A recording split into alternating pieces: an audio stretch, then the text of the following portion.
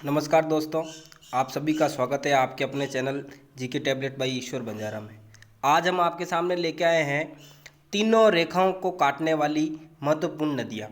आपने देखा होगा अक्सर परीक्षाओं में सवाल पूछा जाता है कि कर्क रेखा को कौन सी नदी काटती है, भूमध्य रेखा को कौन सी नदी काटती है, मकर रेखा को कौन सी नदी काटती है। इसके लिए आपको पहले नक्शा जो ग्लोब है उसको समझना पड़ेगा। नक्शा आपके सामने ग्लोब बना रखा है, उसमें दे रखा है कि ये जो पृथ्वी है इसके सबसे ऊपर जो है वो उत्तरी अक्षांश में 23 डिग्री 23.5 डिग्री उत्तरी अक्षांश में कर्क रेखा गुजरती है।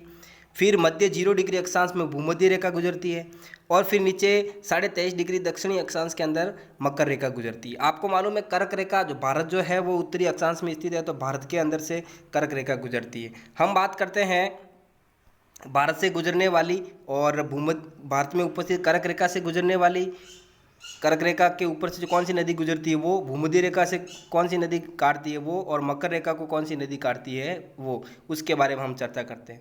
तो सबसे पहले जो ऊपर दे रखी है वो कर्क रेखा, फिर बीच में है भूमध्य रेखा और सबसे नीचे है मकर रेखा। इसको समझने के लिए हमारे पास में एक महत्वपूर्ण ट्रिक है और ट्रिक का नाम है मा, का और ली।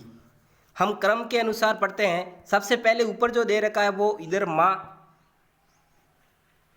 और मध्य में जो है वो का, और सबसे नीचे है जो ली। माँ से बना है माही नदी, यानी कर्क रेखा को काटने वाली जो नदी है वो कौन सी नदी है, कर्क रेखा को काटने वाली जो नदी है वो माही नदी।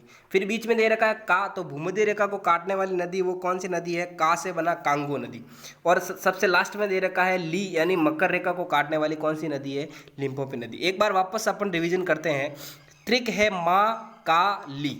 ऊपर माँ से आ गया मकर रेखा, ऊपर की ओर कर्क रेखा आती है, तो कर्क रेखा को काटने वाली नदी होगी आपके माही नदी। फिर बीच में आता है का, तो का बीच में नदी आती है आपके भूमध्य रेखा, तो भूमध्य रेखा को काटने वाली नदी है कांगो नदी। और उसके बाद में नीचे दे रखी है मकर रेखा, तो मकर रेखा में ली से है लिम्पोपी नदी। इस प्रकार हम इन तीनों रेखाओं को काटने वाली नदियों के बारे में हम जानकारी प्राप्त करते हैं। अगर आपको ये ट्रिक अच्छी लगी तो हमारे चैनल को लाइक कीजिए, कमेंट कीजिए और इस वीडियो को शेयर कीजिए ताकि इसके व्यू बढ़े और मुझे भी आपके लिए ऐसे ट्रिकी वीडियो बनाने के लिए